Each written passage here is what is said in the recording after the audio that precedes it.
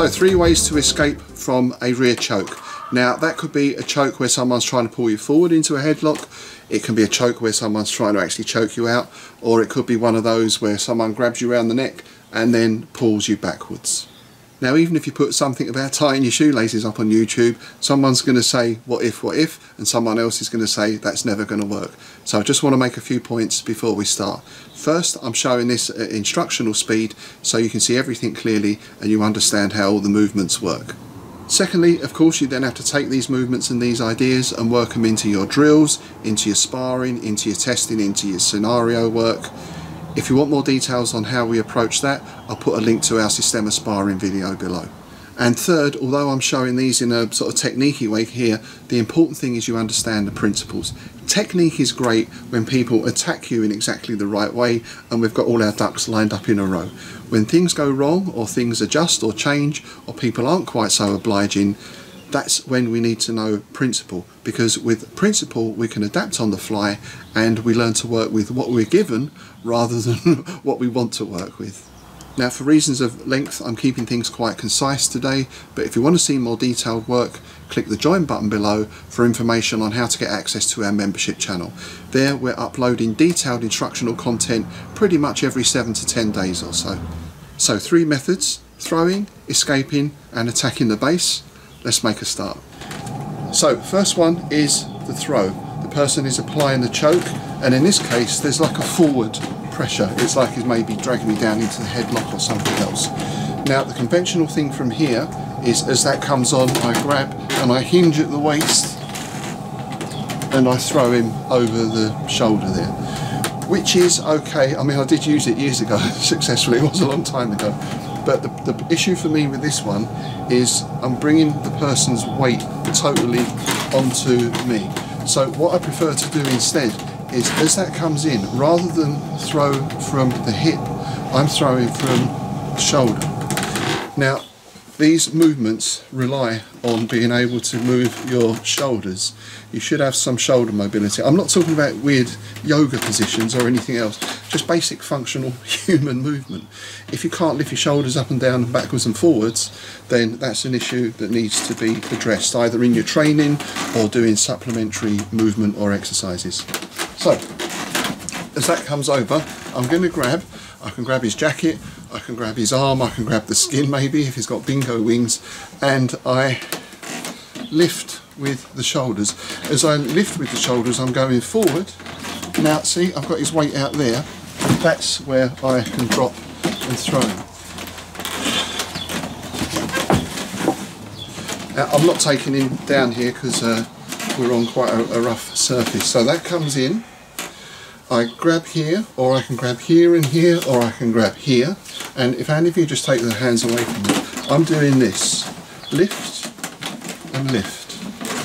Almost like you're carrying something over the shoulder. Once I've got his weight moving across here, then I can drop and throw him. One more time, please.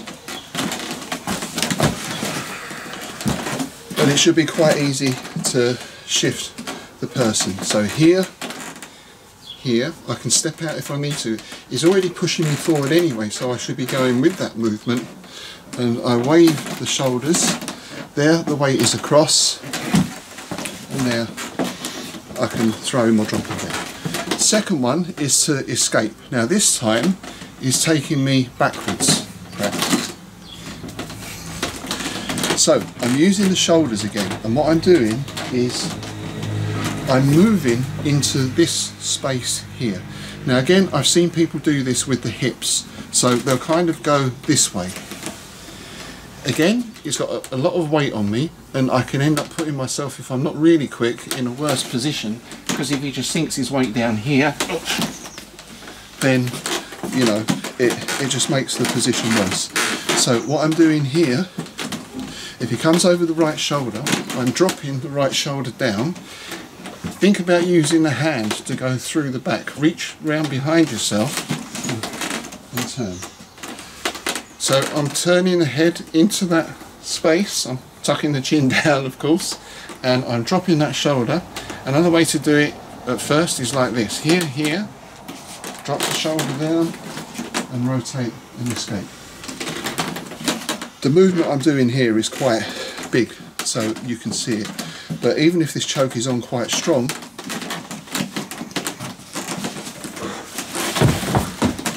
it doesn't take much of a shoulder movement to escape if you've got that mobility. If you haven't, get it. So if he's pulling me back as well, see, I'm going with that movement and I turn. So one more time as it comes round, turn the head, hand, shoulder, and then you can work from here. Final method is to attack his base. So what I do here is when that arm comes round, now I'm working from the hips. I'm still going to use the shoulder a little bit because I'm going to lift the shoulder. I'm going for this space again, but this time I'm going with the hips and I'm looking to step round behind him. From there I can still be able to throw him or whatever I want to do from there. When I step, don't step from the foot, but think about swinging the hips. It's what in Systema we call the pendulum principle. See, a lot of people want to work from the legs and the feet and they lock themselves down. Here I've got the weight up. That allows the hips to swing round and I can work from there.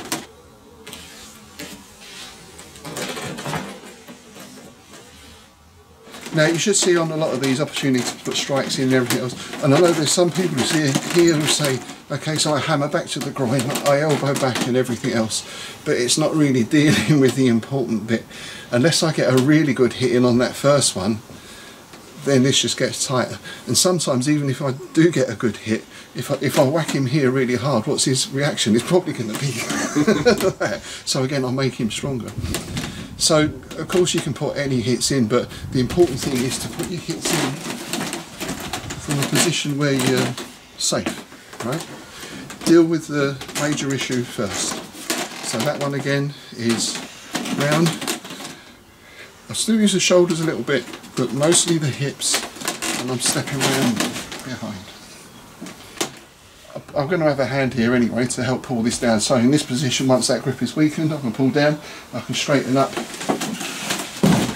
I can take him down this way. There's lots of other things we can do from there, but those are 3 basic examples. What we do now is the guys will just run through some of those, and also add in some of their own ideas as well.